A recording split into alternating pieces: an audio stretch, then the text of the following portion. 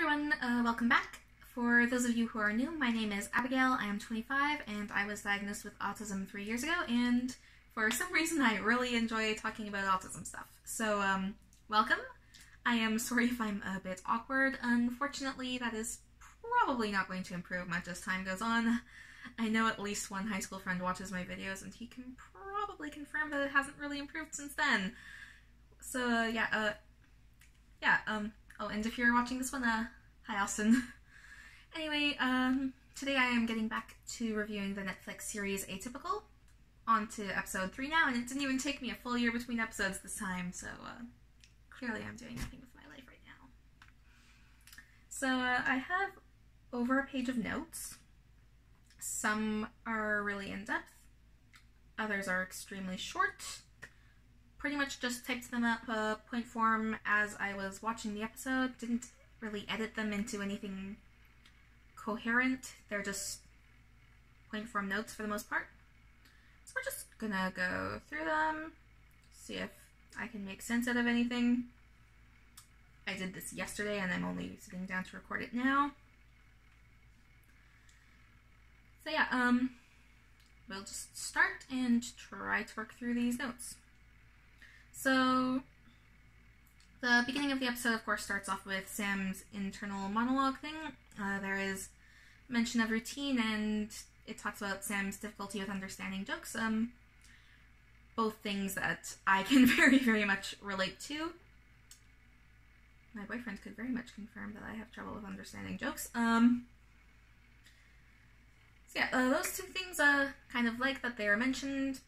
They're very relatable, very common. Unfortunately, it turns out that they are in reference to him talking about going after a practice girlfriend, something that was initially brought up in episode 2, and he is now going and trying to ask a girl out, mentioning that she would be a practice girlfriend, and somehow he has gotten to this point with no one explaining to him why practice girlfriend is not a good thing and definitely shouldn't be said to the girl he's trying to ask out. She tells him that, of course, the practice girlfriend thing makes the whole going on a date with him idea worse, but also fails to explain to him why it is worse. Why is no one explaining the flaws in this plan to him? Again, the lack of support system that Sam actually has is so clear.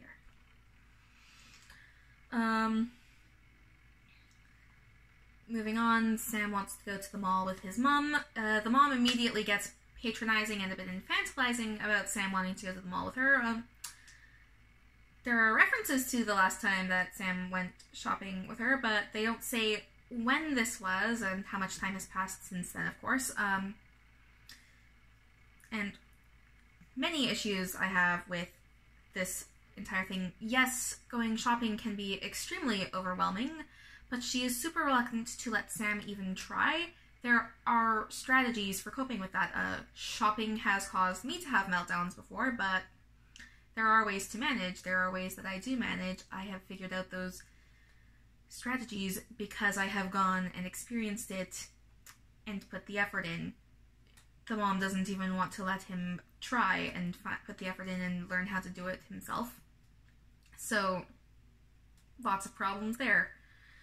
And then, of course, the second they go to the mall together, she does eventually let him go.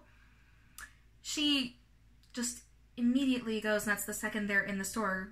Like, ee, is that sound annoying to you? I want to punch her. That is in my notes, me saying that I want to punch her.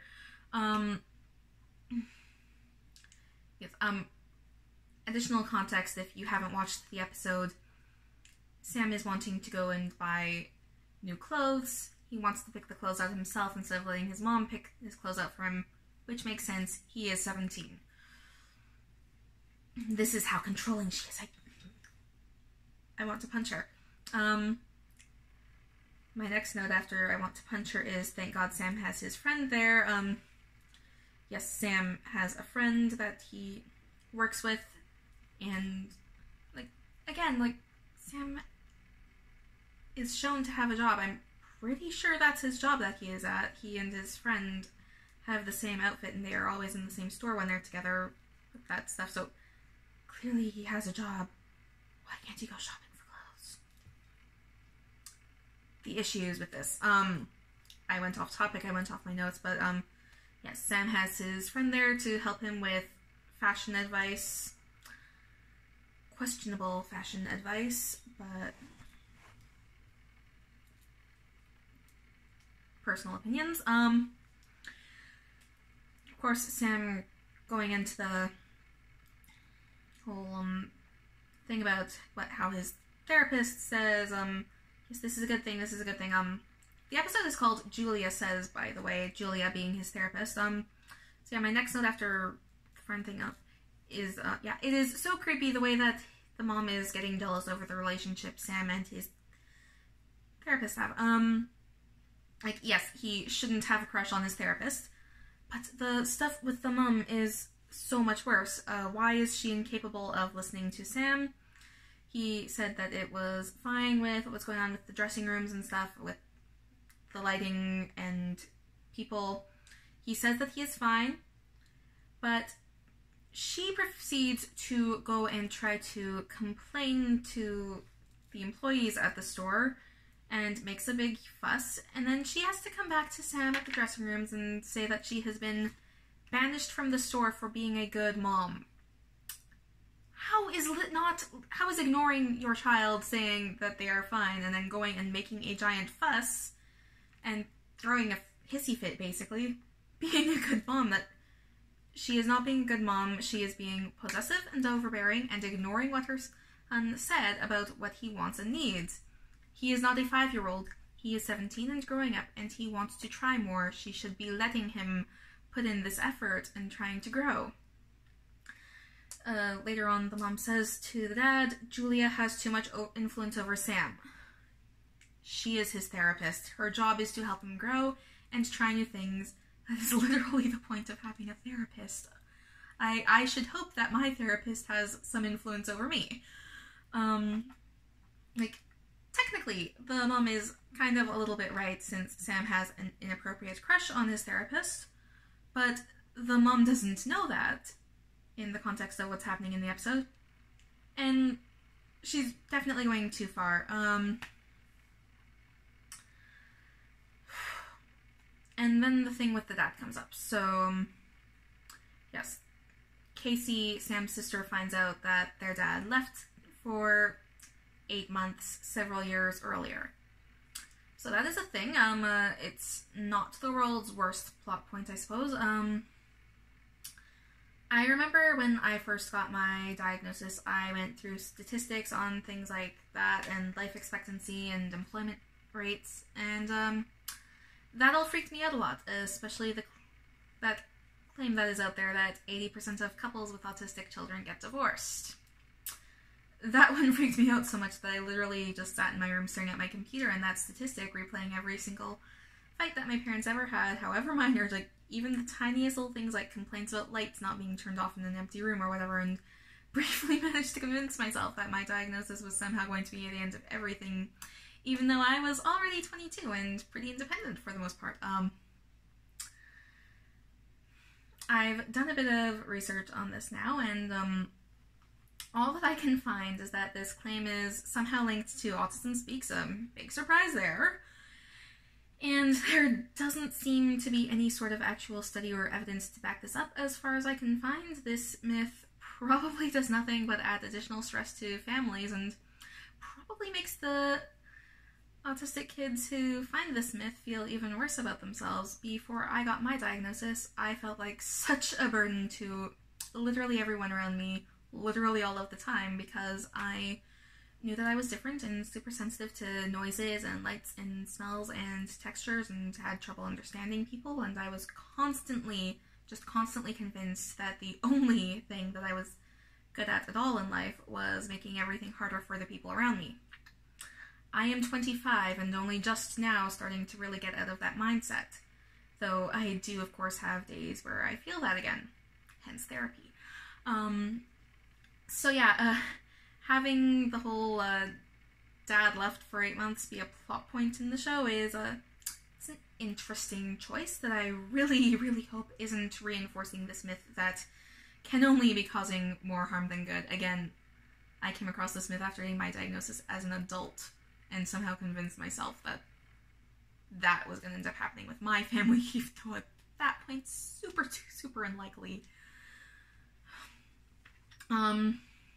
So there was one thing in the episode that I did kind of like, and this off with a slightly positive note, a good thing that they did get, Sam's reaction to the leather jacket that he bought on the advice of his friend. That one actually got a laugh out of me because I have absolutely done that exact thing before. I love that they're showing what sensory overload can be like. But yes, I can remember a few specific times when I've had that strong a reaction in public. I actually very vividly remember back a few weeks ago when I was out for a walk with my boyfriend trying to calm down from pandemic anxiety. I was wearing my denim jacket, which is normally fine for me, but all of a sudden it was just sensory hell, and my poor boyfriend must have been so confused because I just threw my purse on the ground and pretty much clawed the jacket off of myself. I didn't throw it in the garbage like Sam did with his jacket, but it was pretty much the same reaction, just threw my purse on the ground, clawed it right off of it. So Sam with the leather jacket, that was a very realistic moment and absolutely the highlight of the episode. Other than, of course, the reminder that Casey's boyfriend stole a tuba. I want more about that story. It's better than all the stuff with the mom. So yeah, the mom is continuing to be the worst. A minor potentially reinforcement of some harmful myths, and one thing that I actually did really like, so that about sums up the episode, at least my response to it. Still not huge fan of what this show is doing for representation, but I am able to find one thing I like in this episode at least. So yeah, that was episode 3.